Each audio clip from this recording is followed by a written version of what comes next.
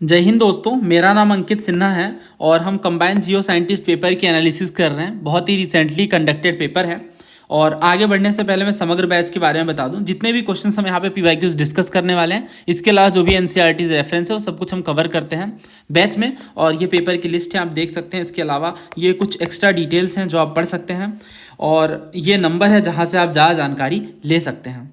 आगे बढ़ने से पहले आज तो हम इकोनॉमिक्स के सवाल डिस्कस करेंगे, पर आगे बढ़ने से पहले एक ज्योग्राफी का क्वेश्चन था। तो इसमें साउथ वेस्ट मानसून के बारे में पूछा गया था।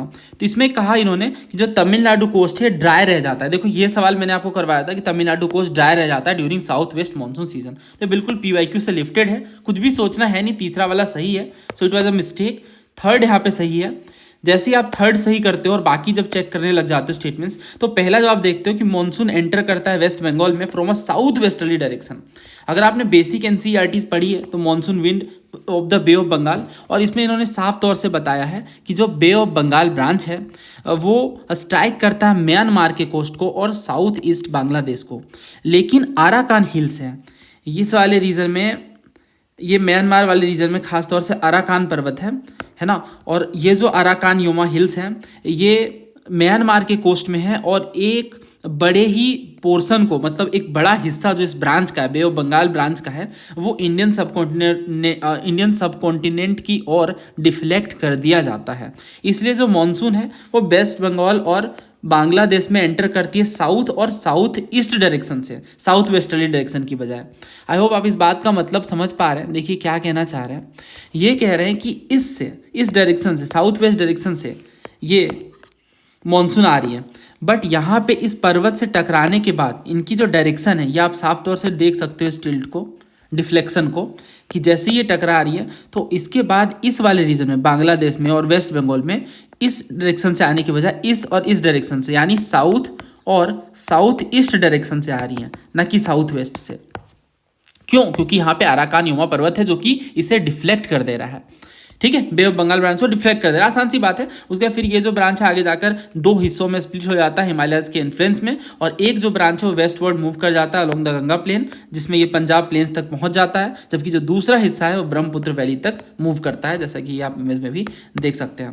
तो कुल मिलाकर बात इतनी है कि ये जो मानसून है ये वेस्ट बंगाल में साउथ वेस्टर्ली डायरेक्शन से नहीं एंटर कर पाता ड्यू टू अराकान माउंटेन्स। तो पहला गलत है, जैसे ही आप फर्स्ट को हटाओगे आंसर निकल के आ जाएगा C 2 and 3 ओनली। तो इसका जो आंसर है वो क्या है, 2 and 3 ओनली। फिर से एक बार समझा देता हूँ आसान भाषा में, मैप आप एक बार देख लो। देखो सबसे पहली बात क्या है कि जो साउथ वेस्ट मानसून है वो जब इंडिया पहुँचता है तो इसका जो एक हिस्सा है वो बे ऑफ बंगाल में देखने को मिलता है। सबसे पहले ये जो विंड्स हैं ये म्यांमार के कोस्ट को हिट करती हैं। देन इसके बाद ये जो माउंटेन्स है जिसे हम अराकान हिल्स कहते हैं, ये वॉल के जैसा एक्ट करते हैं, और ये स्टेट अहेड जाने के बजाय, यानी आगे बढ़ने की बजाय, ये जो विंड्स है वो इंडिया की तरफ टर्न हो जाती है, जैसा कि आप एरो से भी समझ सकते हैं।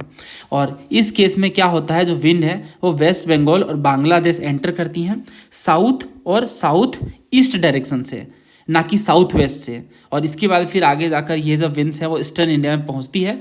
तो जो हिमालयाज है और इसके अलावा लो प्रेशर एरिया है नॉर्थ वेस्ट इंडिया में, क्योंकि हॉट रीजन है, तो इस तरह से ये दो बड़ी चीज़ें इन्हें इन्फ्लुएंस करती हैं, और विंड जो है वो दो ब्रांचेज में बढ़ जाती हैं। जो पहला ब्रांच है वो गंगा प्लेन का ब्रांच है, और इसी के साथ ही आप देखो तो जो दूसरा ब्रांच है ब्रह्मपुत्र वैली का ब्रांच है। ठीक है, सो इसका आंसर क्या है, C। अब देखिए पहला क्वेश्चन है हमारे इकोनॉमिक्स का, इसमें कुछ पेयर्स दिए गए और आपको करेक्टली मैच बताना है।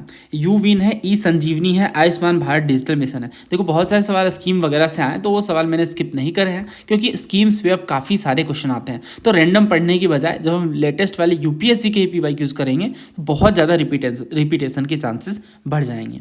जैसा कि आप क्वेश्चन भी देख सकते हो, आयुष्मान भारत डिजिटल मिशन के ऊपर 2022 में भी क्वेश्चन पूछा गया है। तो पहला कह रहे हैं कि जो प्राइवेट और पब्लिक हॉस्पिटल है उन्हें अडॉप्ट करना है, और यहाँ पे वर्ड दिया गया मस्ट, यानी ज़रूर अडॉप्ट करना है। दूसरा ये कि यूनिवर्सल हेल्थ कवरेज को अचीव करने की कोशिश है, तो हर एक सिटीजन इसका पार्ट अल्टीमेटली बन ही जाते हैं। तो ये कुछ एक्सट्रीम वर्ड्स हैं जो आपको ध्यान देने होते हैं। और इसके बाद तीसरा कह रहे हैं it has seamless portability across the country. तो यहाँ पे जो पहला और दूसरा है वो गलत है, सही आंसर B है 3 ओनली। अब यही सवाल यहाँ पे पूछ लिया गया, ये कह रहे हैं कि जो आयुष्मान भारत डिजिटल मिशन है वो कंपलसरी पार्टिसिपेशन की बात करता है प्राइवेट हॉस्पिटल, तो कंपलसरी पार्टिसिपेशन वाली बात नहीं है, गलत है, जैसा कि हमने PYQs में देखा है ना, क्योंकि हाँ मस्ट भी कहा था वो भी गलत था। तो इस हिसाब से एक तो नहीं होगा, बट ये जो पैटर्न है वो पेयर वाला है कि कितने पेयर सही हैं। बाकी दोनों देखो, यू विन की बात कर रहे हैं, तो जो यू विन है ये डिजिटल प्लेटफॉर्म है इम्यूनाइजेशन के लिए। ये क्या करता है ना, जो वैक्सीनेशन रिकॉर्ड है प्रेग्नेंट वीमेन के और जो चिल्ड्रन के, उन्हें डिजिटाइज करता है, डिजिटल तरीके से रिकॉर्ड करता है। तो ये डिजिटल इम्यूनाइजेशन ट्रैकिंग सिस्टम है। तो इस हिसाब से ये जो digitising vaccination record for pregnant women and children up to 14 years, ये बात बिल्कुल सही है। और जो इंडिया का यूनिवर्सल इम्यूनाइजेशन प्रोग्राम है UIP, यूनिवर्सल इम्यूनाइजेशन प्रोग्राम, ये पार्ट है किसका, ये पार्ट है reproductive and child health programme, जो कि किसके अंडर आता है, नेशनल हेल्थ मिशन के अंडर। तो ये one of the largest public health programme है पूरी दुनिया में, जिसमें जो वैक्सीनेशन है वो प्रोवाइड किया जाता है free of cost pregnant women को और चिल्ड्रन को। तो ये जो वैक्सीनेशन है आपको थोड़ा ध्यान भी रखना होगा, 12 वैक्सीन है, प्रिवेंटेबल डिजीज़ हैं, है ना। और इसके बाद ये तो वर्ल्ड वाइड हो गया वैक्सीनेशन में, बट नेशनली अगेंस्ट 11 डिजीज़ हैं। डिप्थीरिया हो गए, पर्ट्यूसिस हो गया, टेटनस, पोलियो, मीजल्स, रुबेला, है ना, ट्यूबरकुलोसिस हो गए, rota virus, diarrhoea, hepatitis B, meningitis, pneumonia. तो ये सब जो डिजीज़ हैं मोस्टली इनमें कवर्ड हैं। अब ये क्वेश्चन आप देखो, यू विन के बारे में इन्होंने BPSC में ही पूछा था 71st में कि कौन सी बात यहाँ पे गलत है। तो देखो QR बेस्ड वैक्सीनेशन है, सही बात है, सर्टिफिकेट मिल जाता है। और दूसरा कह रहे हैं कि ये फैसिलिटेट करता है, हेल्प करता है आयुष्मान भारत हेल्थ अकाउंट को, जो आभा के नाम से है, फॉर पेरेंट्स एंड चिल्ड्रन। और तीसरा जो पोर्टल है वो 11 रीजनल लैंग्वेजेस में है। आई गेस ये तीनों बातें सही है, तो आंसर जो है D हो जाता है, क्योंकि इन्होंने गलत वाला पूछा है। इसके अलावा आप ये ministry of health and family welfare को भी विजिट करोगे तो यू विन के बारे में पढ़ सकते हो कि पार्ट है reproductive and child health programme का, जो बातें मैंने आपको बताई। तो ये जो कह रहे हैं ना, इसके अलावा आप ये देखो, तो आप ये देखो यू विन के बारे में इन्होंने सिंपली पूछा है कि 14 ईयर्स तक के चिल्ड्रन को और प्रेग्नेंट वुमेन को कवर करता है, तो ये सही है। दूसरा जो संजीवनी की बात कर रहे हैं, तो देखो संजीवनी के बारे में पढ़ लेते हैं। ये PIB से मैंने लिया है। ये नेशनल टेलीमेडिसिन सर्विस है, जो कि वर्ल्ड का लार्जेस्ट टेलीमेडिसिन इम्प्लीमेंटेशन है प्राइमरी हेल्थ केयर में। तो संजीवनी एक ब्लेसिंग के जैसा काम कर रहा है रूरल एरिया के लोगों के लिए, क्योंकि जो हेल्थ केयर फैसिलिटीज़ हैं वो ज़्यादा मुश्किल है रूरल एरियाज़ में पेनिट्रेट करना। और इसी के बाद आप देखो तो ये सेफली अज्यूम किया जा सकता है कि ICT के थ्रू क्या हो रहा है, संजीवनी ने डेमोक्रेटाइज कर दिया हेल्थ केयर को, मतलब बहुत हेल्प करा है कुल मिलाकर के। बाकी आप PIB की लैंग्वेज जानती हो, तो इसमें वही कह रहे हैं कि रीअश्योरिंग कर रहा है 57% of the beneficiaries of Sanjeevani and women and around 12% are senior citizen. तो वीमेन और सीनियर सिटीजन के लिए भी काफ़ी फायदेमंद साबित हुआ है। तो इन्होंने तो सिंपल ही पूछा है कि जो संजीवनी वर्ल्ड का लार्जेस्ट टेलीमेडिसिन इंप्लीमेंटेशन है प्राइमरी हेल्थ केयर के सेक्टर में, तो ये बात बिल्कुल सही है। तो मेरे ख्याल में यहाँ पे जो आंसर है वो B होना चाहिए 2, क्योंकि पहला और दूसरा सही है, बट तीसरा यहाँ पे साफ तौर से गलत है, जैसा कि PYQ से भी एविडेंट है। इसके अलावा ये भी मैंने लगा दिया आयुष्मान भारत अकाउंट के बारे में, ठीक है, तो ये भी आप पढ़ लेना। ये क्वेश्चन देखिए, तो ये कोर कंसेप्ट के सवाल हैं। वो वाला क्वेश्चन अगर आपका ये गलत हुआ है तो कोई बात नहीं, पर ये क्वेश्चन बिल्कुल सही होना चाहिए, क्योंकि ये क्वेश्चन कई बार पूछा गया है। देखिए क्या कह रहे हैं कि किन्हें आप ब्रॉड मनी का पार्ट तो मानोगे बट नैरो मनी का पार्ट नहीं मानोगे। Currency with the public, demand deposit with bank, time deposit with bank, ये 3 दिए गए हैं। तो इस तरह के सवाल कई बार पूछे गए हैं, बैच के अंदर भी हमने डिस्कस करा है बहुत सारे सवाल ऐसे। तो ये आप देखो, मॉनेटरी पॉलिसी से पहले मैंने मनी सप्लाई पढ़ा था, है ना, मनी क्या होता है, उसकी डेफिनेशन, देन करेंसी नोट वगैरह, है ना। फिर इसके बाद हमने देखा M1, M2, M3, M4 के बारे में, बिल्कुल मैंने आपको लिख के समझाया था इसी वजह से। एंड देन फिर ये इसकी डेफिनेशन भी हमने देखी थी मनी मल्टीप्लायर के बारे में, broad money by reserve money होता है। और इस टाइम पर मैंने आपको एक बात बताई थी कि जो M1 और M2 है वो नैरो मनी है और M3 और M4 ब्रॉड है। अब कुछ आप ऑब्जर्व करोगे तो देखोगे कि यहाँ पे करेंसी विद द पब्लिक भी है, डिमांड डिपॉजिट भी है, लेकिन टाइम डिपॉजिट आपको M3 में ही देखने को मिलेगा, ठीक है। और इस हिसाब से आप देखो ना, तो टाइम डिपॉजिट इनमें नहीं देखने को मिलता है M1 और M2 में, क्योंकि टाइम डिपॉजिट नैरो मनी का पार्ट हो ही नहीं सकता है, क्योंकि ये तो लिक्विड होता है ना, सबसे ज़्यादा लिक्विड का मतलब जिसे आप इजीली कैश में कन्वर्ट कर सकते हो, राइट। तो ये बेसिक सी बात है। और इसके अलावा बाकी आप क्वेश्चन भी करते हो तो ये याद रह जाता है। तो जैसे ये वाला सवाल है, इसमें कह रहे हैं कौन कौन नैरो मनी में आता है, तो करेंसी विद द पब्लिक आता है, डिमांड डिपॉजिट है, अदर डिपॉजिट विद आरबीआई भी है, but banker deposit with RBI नहीं है। ठीक है, तो जो बैंकर्स का डिपॉजिट वो इसका पार्ट नहीं है नैरो मनी का, तो इसे आप हटा देते तो आंसर निकल के आ जाता है C 1, 2 एंड 3। ये वाला जो क्वेश्चन है ना, जिसमें कह रहे हैं कि नैरो मनी का पार्ट नहीं होना चाहिए, तो देखो नैरो मनी का पार्ट क्या है, करेंसी विद द पब्लिक तो नैरो मनी का पार्ट है, M1 में सबसे पहले तो यही आता है, तो इसे आप हटा दोगे। फिर ये कह रहे हैं डिमांड डिपॉजिट और टाइम डिपॉजिट, तो हमने देखा कि जो डिमांड डिपॉजिट है ये भी आप देख लो एक सेकेंड, हाँ ये देखो डिमांड डिपॉजिट है ना, M1 में आ रहा है, दैट मीन्स ये नैरो मनी का पार्ट बन रहा है। तो हमें तो पूछा है जो नैरो मनी का पार्ट नहीं हो, तो इसे भी आप हटा दोगे, तो ये जो है वो 1 भी हट गया, 2 भी हट गया, है ना, तो हमारे आंसर में 2 भी नहीं आएगा, तो आंसर बचा B 3 ओनली। जो टाइम डिपॉजिट है वही ब्रॉड मनी का पार्ट है, और आप देखो तो वो नैरो मनी में कहीं भी देखने को नहीं मिलेगा। तो अच्छा क्वेश्चन है, बहुत टफ नहीं है, मॉडरेट है, इजी टू मॉडरेट। अगर आप पीवाईक्यूज करते हैं तो ऐसे क्वेश्चन आप इजीली सॉल्व कर सकते हैं। तो बहुत सारे सवाल हमने करे थे नैरो मनी वगैरह के ऊपर, और अभी रिसेंट में भी कुछ क्वेश्चंस आए हैं इनसे, तो ये आप देख सकते हो, है ना। ये वाला तो क्वेश्चन है ही CDS का, और KS में ही पूछा गया है। तो ये क्वेश्चन आप बताना, अगर आप वीडियो पोस्ट करके अटेम्प्ट कर रहे हो तो कमेंट बॉक्स में लिखना कि इसका आंसर क्या होगा, ठीक है, टाइम स्टैम्प के साथ। नेक्स्ट क्वेश्चन देखिए, अगर कोई बैंक जनरेट करता है सेविंग क्रेडिट को 1600 करोड़ का फर्स्ट राउंड में from the saving deposit of 2000 crore, तो कैश रिजर्व रेशियो क्या है सेंट्रल बैंक का। कैश रिजर्व रेशियो के बारे में आपको बताना है। देखो CRR क्या होता है, सबने पढ़ा है, हम नहीं पढ़ा है CRR के बारे में। मैंने आपको पूरी डेफिनेशन वगैरह बताई है, छोटे मोटे एग्जाम्पल के साथ समझाया है ना, काफ़ी सारे सवाल भी करवाए हैं, सभी पढ़ते हैं CRR के बारे में, तो थोड़ा अलग तरीके से इन्होंने पूछा है। देखो ये बात आप पहले समझो कि CRR क्या होता है, percentage of deposit that bank must keep with RBI. जो आरबीआई के साथ रखते हैं वही CRR है, और इस पार्ट को तो बैंक उधार में नहीं घुमा सकते, है ना। तो इन्होंने कहा कि 1600 करोड़ फर्स्ट राउंड में सेविंग डिपॉजिट में है, क्रेडिट के रूप में, मतलब उधार दे सकते हैं, तो इतना उधार दे सकते हैं 2000 में से, मतलब 400 करोड़ तो वो उधार नहीं दे सकते ना, वो CRR का पार्ट हो गया आउट ऑफ 2000। ठीक है, तो इसी का परसेंटेज पूछा है, तो ये सिंपल सी बात है। तो आई गेस ये 0 से 0 कट गया, 20% आ रहा है ना, तो आंसर यहाँ पे होगा ऑप्शन C 20%। नेक्स्ट क्वेश्चन देखो, in the context of economy the term capital goods, तो कैपिटल गुड्स का क्या मतलब है। जैसे आप NCERT पढ़ोगे 12th क्लास की, देखोगे आप, इन्होंने बताया है कंजम्पशन गुड और कैपिटल गुड के बारे में। तो वैसे गुड्स जो फूड एंड क्लोथिंग का पार्ट है, और जो सर्विसेज लाइक रिक्रिएशन, जिसे कंज्यूम किया जाता है, जब ये परचेज किया जाता है अल्टीमेट कंज्यूमर के द्वारा, तो इसे कंजम्पशन गुड कहते हैं। जो उपभोग के लिए परचेज किया जा रहा है ना, जैसे फूड हो गए, क्लोथिंग हो गए, है ना, या फिर जो सर्विसेज है जिसे कंज्यूम करने के लिए आप परचेज कर रहे हो, मान लो AC वगैरह, तो ये क्या है, ये पार्ट है कंजम्पशन गुड्स का, क्योंकि कंज्यूम करने के लिए परचेज किया जा रहा है, सिंपल सी बात है। इसमें सर्विसेज भी इंक्लूडेड है, बट एक दूसरे तरह के भी सामान है गुड्स जो ड्यूरेबल कैरेक्टर के होते हैं, जो बहुत ही लंबे समय तक चलने वाले होते हैं, और जो प्रोडक्शन प्रोसेस में हमारा साथ देते हैं। ये कुछ टूल्स हो सकते हैं, ये इम्प्लीमेंट्स हो सकते हैं, मशीन हो सकती है ना, और ये क्या करते हैं, ये अदर कमोडिटीज़ के प्रोडक्शन में हेल्प करते हैं, उसे आसान बनाते हैं, बट इन्हें खुद में आप ट्रांसफॉर्म नहीं कर सकते हो प्रोडक्शन प्रोसेस में, ठीक है। And they are also final goods, yet they are not final goods to be ultimately consume. बड़ी ही शानदार बात है, आप देखो कि फाइनल गुड्स खुद में है, बट इसे अल्टीमेटली कंज्यूम नहीं किया जा सकता। तो unlike the final goods that we have considered above, they are the crucial backbone of any production process. मान लो कोई गन्ने की रस निकालने वाली मशीन है, तो उसका आप एग्जांपल समझ सकते हो। और इसी में ये कह रहे हैं, ये goods form a part of capital, one of the crucial factors of production in which a productive enterprise has invested, and they continue to enable the production process to go on for continuous recycle of production.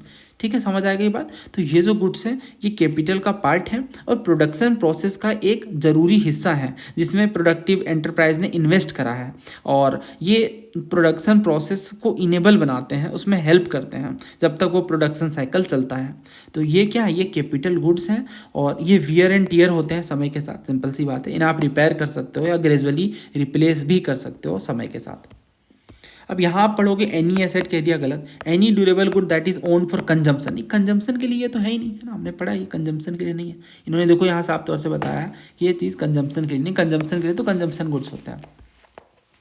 Any asset that help increase or increase the income of household, नहीं गलत है, durable asset है ना, जिससे goods and services produce किए जा रहे हैं। तो मेरे ख्याल में यहाँ पे जो डी है वो सबसे सटीक आंसर है, सबसे सही बैठ रहा है, तो हम डी के साथ जाएंगे। ठीक है, तो बाकी के जो स्टेटमेंट्स हैं वो साफ तौर से गलत हैं।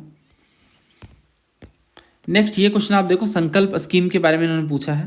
पहला कह रहे हैं ये प्रोग्राम है ministry of skill development and entrepreneurship with loan assistance from the world bank, मतलब वर्ल्ड बैंक से सहायता ली गई है लोन की। दूसरा कह रहे हैं quality assurance of skill development programme is one of the result areas of this scheme. तीसरा ये कि inclusion of the marginalised population is not an objective. देखो मैंने आपसे कहा था जो नेगेटिव वर्डेड होते हैं वो मोस्टली गलत होते हैं, और बहुत सारे क्वेश्चन मैंने आपको अप्लाई करके दिखाया था, पहली चीज़। दूसरा ये कि कोई भी स्कीम का उद्देश्य क्या होता है, कहीं ना कहीं मार्जिनलाइज्ड कम्युनिटी की हेल्प भी होता है मोस्ट ऑफ द केसेस में, और नाम से भी समझ आ रहा है। तो यहाँ पे ये कह रहे हैं कि इसका पार्ट है ही नहीं, है ना, तो ये गलत है। जैसे आप इसे हटाओगे तो एक ही स्टेटमेंट हटता है। बाकी अगर आप चेक करो तो इसमें वो मोस्टली गलती, मतलब ये ऑप्शंस बना सकते हैं कि वो गलत कर सके ना, मिनिस्ट्री वगैरह गलत लिख करके, बट थैंकफुली यहाँ पे इन्होंने गलत नहीं बनाया। Ministry of skill development and entrepreneurship के अंदर ही आता है ये जो संकल्प स्कीम है। वो क्या है देख लो आप एक बार, तो ये है skills acquisition and knowledge awareness for livelihood promotion. तो ये संकल्प का फुल फॉर्म है। ये 2018 में लॉन्च हुआ था और इम्प्लीमेंटेशन पीरियड टिल 2023, और ये एक world bank loan assisted scheme है जिसमें प्रेजेंट एग्रीमेंट जो है गवर्नमेंट ऑफ इंडिया और वर्ल्ड बैंक के बीच वो $250 मिलियन का है। ठीक है, और इस हिसाब से आप देखो तो जो अचीवमेंट्स वगैरह हैं वो इन्हें देखने को मिलते हैं। और 3 रिजल्ट एरियाज हैं जिसमें इंस्टीट्यूशनल स्ट्रेंथनिंग है नेशनल, स्टेट और डिस्ट्रिक्ट लेवल पे, क्वालिटी अश्योरेंस है स्किल डेवलपमेंट प्रोग्राम की, और इंक्लूजन है मार्जिनलाइज्ड पॉपुलेशन का स्किल डेवलपमेंट प्रोग्राम में। तो इन्होंने यही कहा है कि ये नहीं है, जबकि ये है, हमने देखा, तो तीसरा गलत है। बाकी पहला आप देखो तो ministry of skill development and entrepreneurship है और यहाँ पे वर्ल्ड बैंक की हेल्प ली गई है, तो पहला बिल्कुल सही है। दूसरा कह रहे हैं quality assurance of skill development programme is one of the, देखो जब स्टेटमेंट सही बनाना होता है तो वन ऑफ द लिख देते हैं, क्योंकि बहुत सारे रिजल्ट एरिया होते हैं एक स्कीम के। एक स्कीम कई सारे क्षेत्रों को जोड़ता है आपस में, है ना, तो इस हिसाब से ये one of the result area होगा स्किल डेवलपमेंट को बढ़ाना। और ये आप पढ़ ही सकते हो कि ये स्किल डेवलपमेंट के लिए ही बात करता है मोस्टली, तो इस हिसाब से दूसरा भी सही है, तो हम आंसर बी के साथ जाएंगे 1 और 2। नेक्स्ट क्वेश्चन बड़ा ही टफ है, ऐसे क्वेश्चन पेपर में स्किप किए जाते हैं। ये कह रहा है world bank poverty and equity brief के अकॉर्डिंग, जो कि अक्टूबर 2025 में आया है, इसमें 46% of India's poor lived in which of the following states, यानी 46% जो जनता है इंडिया के पुअर पीपल वो किस स्टेट में रहते हैं। बिहार, उत्तर प्रदेश, मध्य प्रदेश, उत्तर प्रदेश, मध्य प्रदेश और महाराष्ट्र। तीसरा है बिहार, मध्य प्रदेश और महाराष्ट्र। चौथा है उत्तर प्रदेश, बिहार और महाराष्ट्र। देखिए मैंने वर्ल्ड बैंक की वेबसाइट से आप ये पढ़ सकते हो, worldbank.org। तो इसमें भी बहुत डिटेल में जब आप रिसर्च करोगे तो थोड़ा ये देखने को मिलता है। इन्होंने कई सारे डेटा वगैरह दिए हैं, इन्होंने वही बताया पास्ट डिकेड में इंडिया ने बहुत ही सब्सटेंशियल प्रोग्रेस करा है पॉवर्टी वगैरह को कम करने में। और 2011-12 के मुकाबले जब आप 2022-23 में देखते हो तो जो शेयर ऑफ पीपल हैं living below the poverty line, वो इसमें इन्होंने बताया है कि ये 57.7% से घट के सिर्फ 23.9 यानी 23.9% रह गए हैं। और रूरल और अर्बन एरियाज़ में पॉवर्टी रिडक्शन देखने को मिला है। इसी के साथ ही आप देखो तो जो रूरल पॉवर्टी है वो डिक्रीज़ कर गई 64.9% से टू 27.7%। इसी के साथ ही आप देखो तो यहाँ इन्होंने बताया है accompanied by rise in self employment, तो सेल्फ एम्प्लॉयमेंट भी यहाँ पे बढ़ा है। अर्बन पॉवर्टी भी काफ़ी कम हुई है 39.7 से लेकर ये 14.3 हुई है। और जो एक्सट्रीम पॉवर्टी है वो भी कम हुई है 27.1 थी, उससे लेकर ये 5.3 हो गई है। और इसके बाद इन्होंने बताया है ये जो परसेंटेज वाली जो बात है, आगे आप पढ़ोगे तो इन्होंने देखो यहाँ पे लिखा है कि वाइल मोस्ट स्टेट्स सो पॉवर्टी डिक्लाइन, यानी ज़्यादातर स्टेट में जो गरीबी है वो डिक्लाइन हुई है। और it remain concentrated in 2022-23 46% of India's poor lived in 3 states, Uttar Pradesh, Bihar and Maharashtra. तो उत्तर प्रदेश, बिहार एंड महाराष्ट्र कौन सा ऑप्शन में है, इसमें है, तो हम इसके साथ जाएंगे। ठीक है, तो ये आप पढ़ लो, माइट भी ये बाद में पूछ लिया जाए किसी दूसरे पेपर में। नेक्स्ट आप देखो दीनदयाल अंत्योदय योजना नेशनल रूरल लाइवलीहुड मिशन के बारे में पूछ रहे हैं। 3 स्टेटमेंट है, इसे भी आप सॉल्व कर सकते हो बहुत इजीली अगर आपने हमारी वो ट्रिक्स वाली वीडियो ध्यान से देखी, या फिर अगर आपने हमारे साथ सब्सिक्वेंट वीडियोस भी फॉलो करे हैं, सॉल्व करा है मेरे साथ सवालों को, तो बहुत ईजिली आप ऐसे क्वेश्चन कर सकते हैं। देखो ये कह रहे हैं ना, it aims to reduce poverty by enabling poor household to access gainful self employment and skilled wage employment opportunities. तो ये जो योजना है गरीब परिवारों को self employment, gainful self employment मतलब लाभकारी स्वरोजगार है ना, और स्किल्ड वेज यानी कौशल युक्त वेतन रोजगार है ना, तो ये अवसर उपलब्ध कराकर गरीबी कम करने का लक्ष्य रखती है, ये कह रहा है। दूसरा कह रहा है it assures that at least 2 members from each rural poor household would be brought under the self help groups network. मतलब ये सुनिश्चित करता है ना कि हर एक ग्रामीण गरीब परिवार के कम से कम 2 सदस्यों को तो सेल्फ हेल्प ग्रुप यानी स्वयं सहायता समूहों से जोड़ा जाएगा। और तीसरा कह रहे हैं the programme leverages community resources to build institutions and promote livelihoods. मतलब आसान भाषा में ये कि ये जो कार्यक्रम है, ये जो प्रोग्राम है, वो कम्युनिटी रिसोर्सेज सामुदायिक संसाधनों का उपयोग करके संस्थाओं का निर्माण करता है और आजीविका को बढ़ावा देता है। मतलब बाहर से हेल्प नहीं ले रहे हैं, ठीक है। इसका तीसरा स्टेटमेंट का मतलब वही है ना कि हम सामुदायिक रिसोर्सेज यानी सामुदायिक संसाधनों का यूज़ कर रहे हैं और आजीविका को, रोजगार को बढ़ावा दे रहे हैं, लाइवलीहुड्स को प्रमोट कर रहे हैं। तो अगर आप ध्यान से ऑब्जर्व करो तो इसमें कह रहे हैं एटलीस्ट 2 मेंबर। जो फैक्ट और डेटा मोस्टली गलत होते हैं कई केसेस में, यहाँ पे भी वो गलत है। अगर आप ये पढ़ोगे पीआईबी वगैरह तो दीनदयाल अंत्योदय योजना इन्होंने साफ तौर से कहा है कि जो नेशनल रूरल लाइवलीहुड मिशन है ये एक फ्लेक्सिब पॉवर्टी एलिवेशन प्रोग्राम है, यानी गरीबी को कम करने के लिए प्रोग्राम है जो कि मिनिस्ट्री ऑफ रूरल डेवलपमेंट चलाती है। मिनिस्ट्री आपको याद रखनी होगी, ठीक है। यहाँ इन्होंने नहीं पूछा है, यहाँ मिनिस्ट्री ऑफ रूरल डेवलपमेंट यहीं पे इन्होंने दे दिया है कि रूरल लाइवलीहुड मिशन है, तो इसलिए इस वजह से आसान हो जाएगा गैस करना। इसके अलावा ये आप देखो तो ये पॉवर्टी को रिड्यूस करते हैं by enabling poor household to access gainful self employment and skilled wage employment opportunities. मतलब सेल्फ एम्प्लॉयमेंट, स्वरोजगार के संसाधनों को प्रोवाइड करते हैं। इसके अलावा जो डाइवर्सिफाइड लाइवलीहुड ऑप्शन है पुअर के लिए, मतलब अलग अलग तरीके के रोजगार के साधन इसमें प्रोवाइड करने का प्रयास है। और ये जो DAY यानी दीनदयाल अंत्योदय योजना, NRLM यानी नेशनल रूरल लाइवलीहुड मिशन क्या एम करता है? मोबिलाइज करना रूरल पुअर हाउस होल्ड को इनटू सेल्फ हेल्प ग्रुप। तो यहाँ पे यही इन्होंने बात कही सेल्फ हेल्प ग्रुप की, बट ये नंबर इन्होंने दे दिया, बट यहाँ ऐसी कोई बात देखने को नहीं मिल रही है, ठीक है। तो ये रूरल पीपल को मोबिलाइज करने का प्रयास है और ये कॉन्टिन्यूसली नर्चर और सपोर्ट कर रहा है इकोनॉमिक एक्टिविटीज़ में हेल्प करने के लिए और गरीबी को एट द एंड कम करने के लिए। देन जो इसका सक्सेस है वो एविडेंट है, वो साफ तौर से दिखा है। कुछ इन्होंने स्टोरी बताई है कि कुछ नाम है, मेघालय की स्टोरी है, और इन्होंने बताई किस तरह से सेल्फ हेल्प ग्रुप के थ्रू उन्हें हेल्प मिली, बैंक लोन वगैरह में हेल्प मिली, ठीक है। तो ये सेकंड वाला गलत है, ये आप हटा दो। बाकी तीसरा देखो तो इन्होंने साफ तौर से वही कहा है कि ये जो प्रोग्राम है कम्युनिटी रिसोर्सेज को लेवरेज करता है, यानी जो सामुदायिक रिसोर्सेज हैं यानी जो सामुदायिक संसाधन है उनका उपयोग करके संस्था का निर्माण करता है। तो थर्ड इज ऑल्सो करेक्ट। हमने जैसा कि देखा कि ये स्वरोजगार की बात करता है, सेल्फ एम्प्लॉयमेंट की बात करता है, तो तीसरा भी सही है। इसके अलावा जो लाइवलीहुड है उन्हें प्रमोट करने का काम करता है। नेक्स्ट ये क्वेश्चन देखिए तो इसमें कह रहे हैं with reference to human development report consider the following countries, और ये 2023-24 के डेटा के अकॉर्डिंग है। श्रीलंका, म्यांमार और नेपाल। आपको बताना है कि कौन सी कंट्रीज इंडिया से बेटर परफॉर्म कर रही हैं ह्यूमन डेवलपमेंट के टर्म्स में एज पर दिस रिपोर्ट। तो ये देखो जब भी हम ये पढ़ते हैं ना कि रिपोर्ट आई है तो हम ये ज़रूर पढ़ते हैं कि कौन कौन सी कंट्री जो इंडिया की नेबरिंग है वो बेटर या बुरा परफॉर्म कर रही है। तो इनमें कुछ नाम बराबर देखने को मिलते हैं जो इंडिया से बेटर परफॉर्म कर रहे हैं, जिनमें चाइना है, श्रीलंका है ना, भूटान है, तो इनफैक्ट बांग्लादेश भी। बट इंडिया जो है वो म्यांमार से, नेपाल से, पाकिस्तान से और अफगानिस्तान से बेटर परफॉर्म कर रहा है, जबकि इंडिया से बेटर ये परफॉर्म कर रही हैं चाइना, श्रीलंका, भूटान और बांग्लादेश। तो इस हिसाब से अगर आप देखो तो श्रीलंका जो है वो इंडिया से बेटर परफॉर्म कर रहा है, बट म्यांमार और नेपाल से बेटर इंडिया परफॉर्म कर रहा है। तो ये दोनों तो होंगे नहीं, क्योंकि इन्होंने पूछा है कि better in terms of human development than India, India से बेटर। तो इंडिया से बेटर बस श्रीलंका है, तो आंसर यहाँ पे तो यही होना चाहिए, यानी 1 केवल इकलौता कंट्री है एज पर दी स्टेटमेंट्स और ऑप्शंस। तो ये भी थोड़ा ध्यान रखना। बाकी वो रिपोर्ट वगैरह पूछते हैं तो कुछ रिपोर्ट मैंने आपको करवाए हैं, जैसे मैंने आपको रैपिड रिवीजन की सीरीज़ करवाई थी EPFO के लिए, उसमें देखो ये सवाल हमने डिस्कस करा था कि कौन सा जो इंडिकेटर है वो standard of living in India's national multi dimensional poverty index. तो इंडिया का आप जानते हो national multi dimensional poverty index आता है और इसमें स्टैंडर्ड ऑफ लिविंग का डायमेंशन नहीं है। तो फिर मैंने आपको ये बताया था कि देखो ये हेल्थ, एजुकेशन और स्टैंडर्ड ऑफ लिविंग, ये 3 पैरामीटर्स हैं। कौन कौन सा? हेल्थ, एजुकेशन और स्टैंडर्ड ऑफ लिविंग। हेल्थ है, उनमें 3 बातें हैं। एक न्यूट्रिशन जो 1/6 वेट रखता है, यानी ये वेटेड एवरेज के अकॉर्डिंग हम निकालते हैं।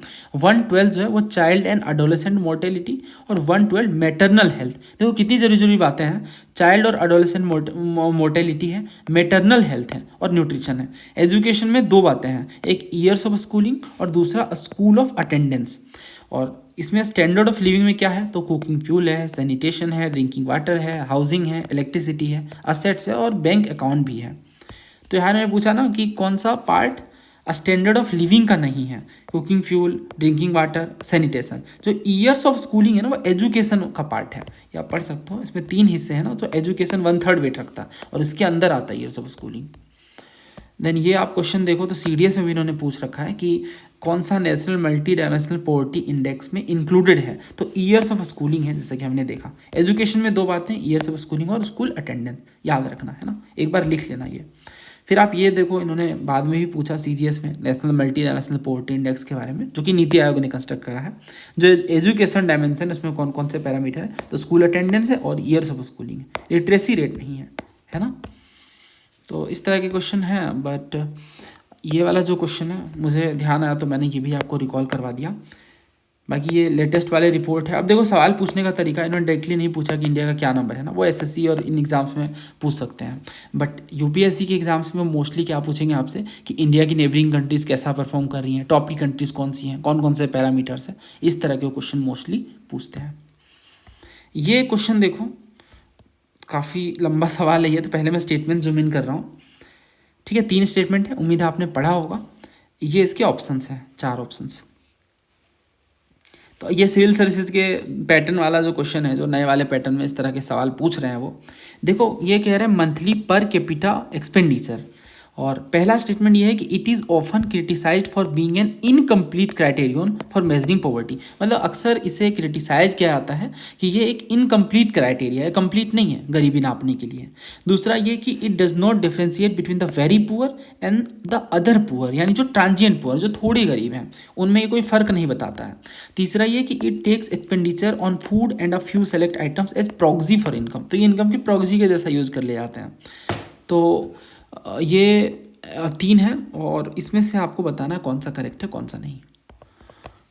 अब देखो ये जो अपनी बुक है चैप्टर 4 पॉवर्टी क्लास 11th की, उसमें इन्होंने बताया है पॉवर्टी लाइन के बारे में, है ना। ये एनसीईआरटी की बुक है।